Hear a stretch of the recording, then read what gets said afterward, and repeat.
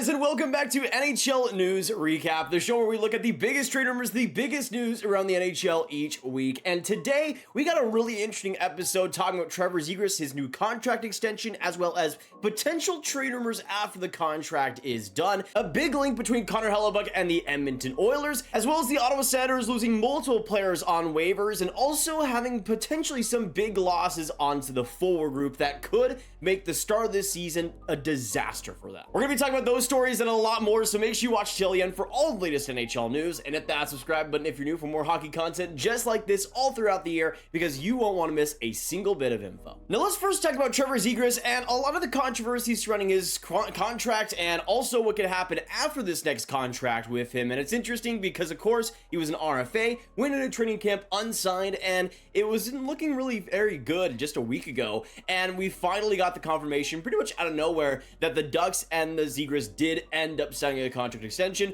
$5.75 per year on a 3-year deal. And when you look at it, of course, with Zegras being 22 years old, we'll start to see, at least at the tail of this contract, Zegras hopefully entering his prime, or at least that's what Anaheim is still hoping to see. But as we'll get into in a second here, Anaheim's confidence in Zegras is surprisingly low. But you still see what he's been able to do the past couple of seasons on a dreadful Anaheim team, especially offensively and defensively and goaltending. Pretty much everything was horrible. You can still see what he was able to put up. 61 points in 75 games last year, and then 65 games in 81 games this season. We'll likely see him rise a little bit more again, hopefully to the 70-point mark. But still, even for the production he was having, even if he is just bad defensively, no getting around it, the $5.75 million mark is still pretty crazy. For Zegras, I would say for a lot of teams, especially on a shorter term deal, he'd probably be worth way more than that. And then we go on to the Hockey Writers and one of their trade room articles, and this part really did surprise me quite a bit, because again, when we were hearing all throughout the Zegras contract talks, just a pretty big stalemate. There wasn't much negotiations or anything, but this gives us more an idea of, one, why it was such a non-negotiation, why it took so long, and two, that there could be even more movement in the future, that his place in Anaheim isn't exactly stuck. And it says this: is Trevor Zegras inevitably leaving the Ducks? During the Canadiens versus Maple Leafs intermission, Sportsnet panel recently discussed Trevor Zegras' new contract extension, a 3-year deal worth $5.75 million per season. While Elliotte, Friedman, Justin Bourne, and Nick Kypreos agreed that the annual amount was fair, they noted the short duration suggested limited confidence from the Anaheim organization in Zegras. Given GM Pat Verbeek's traditional hockey mindset, Zegras' flashy plays were acknowledged, but doubts lingered about his ability to lead a team to playoff success. And this gives us a better idea why the Ducks weren't just throwing these 8-year deals with Trevor Zegras. It makes sense that, of course, with Zegras' play style, that they would draft more centermen, that they would have a player like Leo Carlson hopefully coming up and being their first line center, with Zegras more as a complementary wing piece. That, to me, I think is the perfect place for Zegras. I don't think he's a player that's going to be a franchise generational player for them, which is why, of course, this last contract isn't exactly going to pay him like that. And it does make sense, though, that especially for Anaheim and the struggles they've had under Zegras, the defensive play needs to get better. And for Zegras to get another contract of Anaheim, it seems like he's under big pressure to improve in those little areas that he's kind of been lackluster in his NHL career. And this whole segment really is interesting because it kind of seems like both parties, no matter what, are kind of gonna be dissatisfied. If Zegras does become the superstar he needs to be, then it'll kind of leave a bitter taste in his mouth, the whole negotiations and how the contract is actually set up. While if he doesn't become a superstar, it seems like Anaheim won't be that reluctant to get rid of him in the next couple of years, which is surprising, even if, of course, they built a lot more forward core around him and have, I guess, prepared for the worst in Zegras. At the same time, it just seems like a relationship that is just kind of bitter right now and just kind of seems like it's in the worst possible spot. I think as Zegras gets better and hopefully better all around, then it'll definitely become a lot more consistent, but it doesn't seem like the Ducks and Zegras have a good relationship at all. But I don't blame Pat Verbeek at all for wanting to see Zegras improve in that overall game, because his defensive game, yeah, it isn't good whatsoever. And I think for Verbeek, especially what you've seen in the problems with the Ducks recently, not just with the defense core, but how the forward group plays defense, Zegras is pretty much, I guess, the the best example of what Anaheim is right now and what they need to change. And for Verbeek, I don't disagree with the fact at all that he needs to get better. If the Ducks are going to be a great playoff contender, I think Zegras should be a big part of the team, but again, adapting to that playoff style now will hopefully lead to a lot more success when they actually are making the playoffs. It is interesting though, because I see this tweet from Eric Stevens of The Athletic saying this: Trevor Zegras said he met with the new Ducks coach Greg Cronin twice over the summer. I feel like we have a pretty good relationship to start things off. Understands improving defensive side of the game will be a major focus point. So it seems like Zegras has fully gotten the message that he needs to improve in that overall 200-foot game, and I think for Zegras that would be a great improvement. I don't think he's going to be a player that ever gets Selke votes or anything like that, but if he can at least get to an average level while having that amazing offensive skill set we know he has, then that is kind of the perfect situation for Anaheim, because they are building a lot more of that forward group to be a lot more defensively responsible, as they should, to hopefully build a little bit more around Trevor Zegras and do hopefully what he can still do best. But at the same time, it seems like if he doesn't improve, things could get really sour at Anaheim real quick. Doesn't seem like there will be much hesitation. We talked about a little bit a while ago about if Zegras were to get dealt before he even had a contract, maybe the Montreal Canadiens could be a team to get him, but we'll see what happens. Right now though, in Anaheim, a lot needs to be proven soon, and Anaheim is expecting major results out of Zegras, and we'll see if he can rise above to it. Now let's go into some more trade rumors here, this time with Hellebuyck and the Oilers. Of course, with Hellebuyck being a UFA after this next season, we've heard a lot of speculation still about the Jets and their plans on potentially trading him. It seems like as of right now, Scheifele is more likely than Hellebuyck to be dealt, but at the same time, if the Jets aren't in a playoff position, it's pretty much the understood thought that they will be dealt at the trade deadline. This part though, talking about the Edmonton Oilers being a fit. According to the Athletic's Alan Mitchell, Edmonton Oilers' Ken Holland is in a prime position to orchestrate a significant trade this season. Likely his final year as an NHL general manager of Edmonton due to his expiring contract, Mitchell suggests that the pressure on Holland to secure a Stanley Cup for Edmonton, combined with the abundance of talented young players in the organization have yet to establish themselves in the NHL, justifies the possibility of parting with valuable assets in a major trade. And it is wild because I don't think we've really heard that much of Edmonton and Hellebuyck, considering of course the logjam in goal. You would pretty much, I would assume, trade Jack Campbell, but I think that's a lot easier said than done with the albatross that is his contract. It would have to be extremely creative, extremely experimental, which is why Ken Holland won't do it. I'm kidding, but I'm also not kidding, because with Ken Holland, I feel like some complexities just kind of create impossibilities for him, considering just how weird the goaltending is for Edmonton. I don't think they would trade Stuart Skinner, or at least they would hope to not trade Stuart Skinner, because if they don't re-sign Connor Hellebuyck, then it's all over. You have Jack Campbell as your starter for the foreseeable future, which is not the best idea in my opinion. But if they were to somehow trade Jack Campbell, trade a huge amount to be able to make that happen, acquire Connor Hellebuyck, then that could be the final piece of a puzzle per se. But I do think Stuart Skinner was still solid last season in the playoffs, and just that clutchness from the entire team in general was just a big lack at the end of things. Goaltending though with Connor Hellebuyck could be massively improved, but even he's had his playoff struggles. It's honestly really fascinating with Hellebuyck, because I feel like he either has great playoff performances or he just doesn't. You can see in 2018 in his first playoff run, a .922 save percentage in 17 games was a huge reason why they got to the Western Conference Finals there. But then as you can see, a little bit of a dip in the next couple of years, and a great playoffs in 2021, and then a little bit of a dip in 2023, a big dip, an .886 save percentage, and just was not who he needed to be. Those kind of performances are wonky. That inconsistency worries me a little bit in the playoffs, but if he is healthy, if he does bring his best, then Connor Hellebuyck could be exactly what Edmonton needs. In goal, if he's his best, you don't have to worry whatsoever. Even at Stuart Skinner's best, you never really know with him. But again, a potential Connor Hellebuyck to Oilers trade would be crazy. If it involves Stuart Skinner, then the price would become a lot less. In fact, I don't think you have to give up that much outside of Stuart Skinner if you're going to trade for Connor Hellebuyck for just 1 year. But if it is Jack Campbell, which I would assume Edmonton is a lot more likely to pursue, then it would be nuts. I mean, you consider what Jack Campbell's contract is in the first place, and he's making $5 million for the next 4 seasons. For Winnipeg to allow that, to take that on, it would have to be massive. You also consider the fact that he has a 10-team no-trade list, and for a lot of players out there, Winnipeg is a part of that. So maybe he just doesn't have the ability to actually trade Jack Campbell. Maybe Ken Holland just can't. and Stuart Skinner might have to be the only addition. Or maybe you keep all three somehow.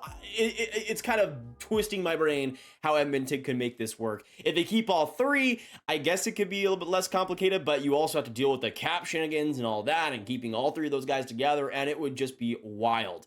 For Edmonton, though, to actually trade for Hellebuyck just by itself would still have to be a massive price, and it would definitely be a huge risk. On top of the huge risks they took last year with Ekholm and everything, you have to have improvement. There is no feasible amount of second round losses that could be justified. Then, of course, I think we have to talk about the situation with the Tampa Bay Lightning and Andrei Vasilevskiy and all the trade rumors that have come from it. If you haven't seen, of course, already, Andrei Vasilevskiy underwent successful back surgery and is expected to make a full recovery in 8 to 10 weeks. And this was a massive blow because throughout training camp, there was word that he was dealing with something, but it was not really taken too seriously, or at least it wasn't really considered something more than day to day or week to week. But this is a massive one, and he required surgery for it, which is just horrible, especially this late into training camps. But with Vasilevskiy being out, that raises so many questions with Tampa's season.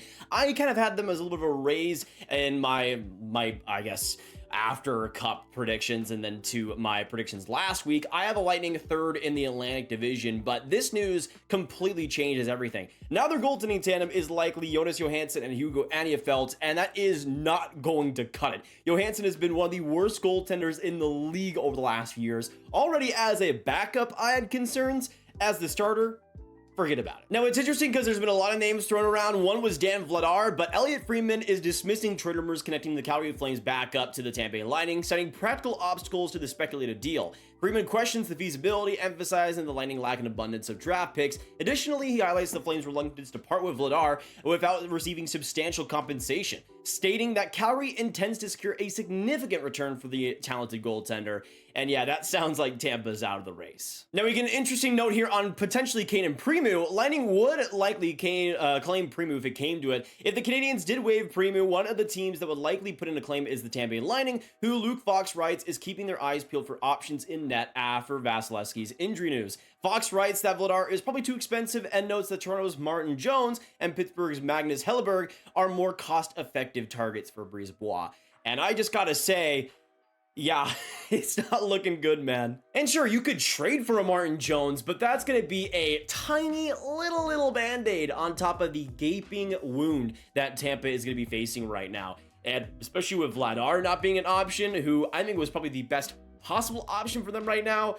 Yeah, it's brutal. Now, the last thing I want to talk about here is the Ottawa Senators and how everything has happened to them over the past couple of weeks. Even a week ago, I had them making the playoffs, but with some of the news that we've seen since then, I'm not maybe as confident in that. The first thing we're going to talk about, because we'll get into the waiver stuff in a second, is Josh Norris, who of course had a huge shoulder surgery and missed a huge chunk of last season. He was coming into this training camp expecting to be fully healthy, ready to go, and to be basically one of the best additions the Sens could have made, especially with how irrelevant he was last year when he did play, and of course missing most of the season. It was expected that Norris would be back in that 2C position and better than ever. But unfortunately, during training camps, we've only heard the opposite. And you can see in this tweet by TSN 1200, DJ Smith says Josh Norris had a little bit of a setback. He won't play in Winnipeg, but they hope he can play Saturday against Montreal. And if you saw a couple weeks ago, I think around like the 21st or something of September, it was reported that Josh Norris had a little bit of a setback and of course continued to have setbacks. And we see again DJ Smith confirming that had a little bit of a setback.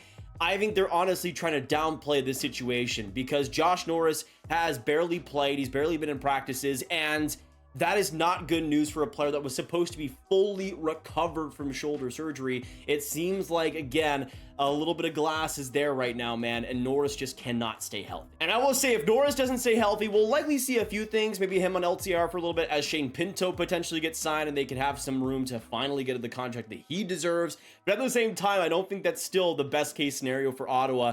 And having Josh Norris off the roster, even for a little bit, is brutal for them. They needed to have him back in that 2C position because that hole was gaping last year. And even though Shane Pinto tried his best to negate that, it was still pretty rough for them. And I feel like Josh Norris is in a position where this season he needed to prove a lot. He needed to prove that he could stay healthy, but also get back to the level goal scoring wise that he had a couple of seasons ago. And already it seems like it's dysfunctional and in the worst case scenario. He's not fully healthy, and this could sneak into the season as well. Now, a few days ago, we got this word from the Ottawa Senators saying that they would end up putting Lassi Thomson on waivers. And this was pretty big news. Of course, a former top 20 pick and a D, especially in 2019. He was progressing solidly in the AHL, but obviously not solidly enough to warrant a roster spot. But of course, he gets put on waivers and everything breaks loose, as he would be later claimed first by the Anaheim Ducks. And if you don't know about the waiver order, it goes Anaheim number 1. So the first team that had the chance to claim Lassi Thomson did,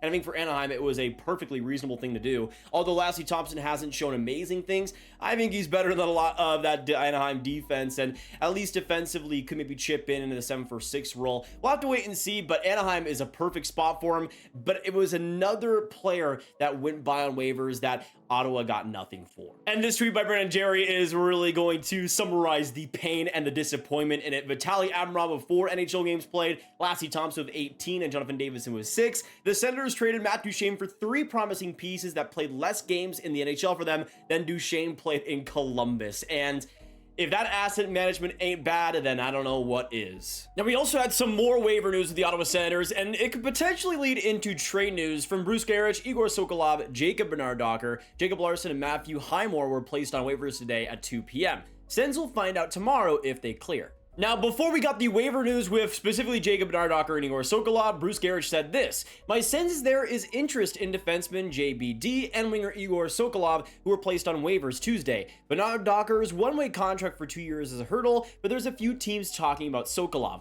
Now, initially when I saw this, I'm like, okay, is there interest in waivers? Could we see Sokolov claimed and not Jacob Bernard-Docker? But this is actually talking about trade interest and a potential fit with another team. Egor Sokolov makes sense because of that two-way contract. You can do whatever you want with him, send him down, whatever you need to do. And I think he could be a really interesting player on a 4th line. But with Jacob Bernard-Docker, of course, being still a younger defenseman, there could be some trade interest there. As of right now, it seems like both of those players on the outside looking in, though, with the Sens, and won't get a lot of opportunity, and the Sens could be looking to trade him. And then, of course, we got the confirmation that Jacob Bernard-Docker and Egor Sokolov both cleared waivers with the Ottawa Senators, which I think, especially in Jacob Bernard-Docker's case, is really interesting. Egor Sokolov could be an interesting ad, but again, if we're talking about trades, it can make sense why teams want to go for a trade instead. They likely don't have too much value there on the market, though. But I think especially in Egor Sokolov's case, you could have an NHL-ready player on your hands already. And as a 13th, 12th forward, I think there's a lot worse options, especially with the gritty scoring game he provides.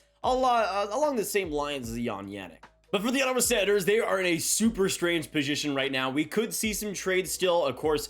That's on top of everything we heard with the Joseph and Shane Pinto rumors. So right now, Pierre Dorian has his work cut out.